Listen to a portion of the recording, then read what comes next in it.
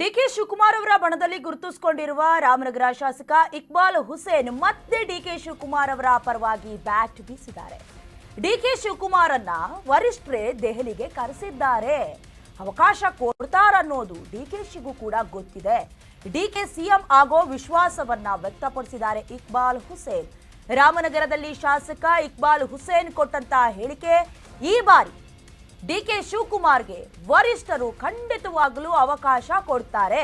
ಸೂಕ್ತ ಸಂದರ್ಭವನ್ನ ನೋಡಿಕೊಂಡು ಅವಕಾಶವನ್ನ ಕೊಡ್ತಾರೆ.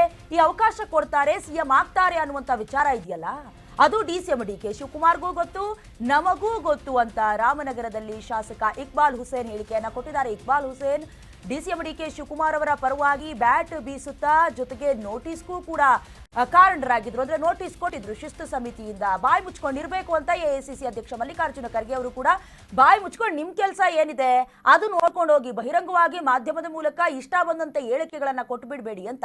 ಬಟ್ ಇಕ್ಬಾಲ್ ಹುಸೇನ್ ಅವರು ಮಾತ್ರ ಬಹಳ ನಗುಮುಖದ ಮೂಲಕವೇ ಆ ನೋಟಿಸ್ ಅನ್ನ ಕೂಡ ಸ್ವೀಕರಿಸಿದ್ರು. ಬಟ್ ಅಲ್ಲಿಗೆ ಸ್ಟಾಪ್ ಮಾಡಿದ್ರ, ಅವ್ರಿಗೆ ಯಾವಾಗ ಗ್ಯಾಪ್ ಸಿಗುತ್ತೋ ಆಗೆಲ್ಲ ಡಿಸಿಎಂ ಡಿಕೆ ಶಿವಕುಮಾರ್ ಅವರ ಪರವಾಗಿ ಬ್ಯಾಟ್ ಬೀಸ್ತಾನೆ ಇರ್ತಾರೆ. ಈಗಲೂ ಕೂಡ ಡಿಕೆ ಶಿವಕುಮಾರ್ ಅವರೇನೋ ಹೋಗಿರೋದಲ್ಲ, ಹೈಕಮಾಂಡೇ ಕರೆಸ್ಕೊಂಡಿರೋದು. ನಮ್ಗೆಲ್ಲ ಗೊತ್ತಿದೆ ಅವರೇ ಸಿಎಂ ಆಗಿ ಮುಂದುವರಿತಾರೆ ಅನ್ನುವಂತಹ ಸ್ಫೋಟಕ ಹೇಳಿಕೆಯನ್ನ ಕೊಟ್ಟಿದ್ದಾರೆ.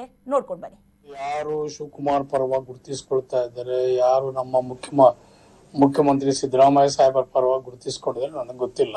ನಮ್ಮ ಕೆಲವು ಶಾಸಕರುಗಳು ಸುಮಾರು 80-90 ಜನ ಡಿಕೆ ಶಿವಕುಮಾರ್ ಅವರು, ನನಗೆ ಗೊತ್ತಿಲ್ಲ ಯಾರು ಶಿವಕುಮಾರ್ ಪರವಾಗಿ ಗುರುತಿಸಿಕೊಳ್ತಾ ಇದ್ದಾರೆ, ಯಾರು ನಮ್ಮ ಮುಖ್ಯಮಂತ್ರಿ ಸಿದ್ದರಾಮಯ್ಯ ಸಾಹೇಬರ ಪರವಾಗಿ ಗುರುತಿಸಿಕೊಂಡಿದ್ದಾರೆ ನನಗೆ ಗೊತ್ತಿಲ್ಲ.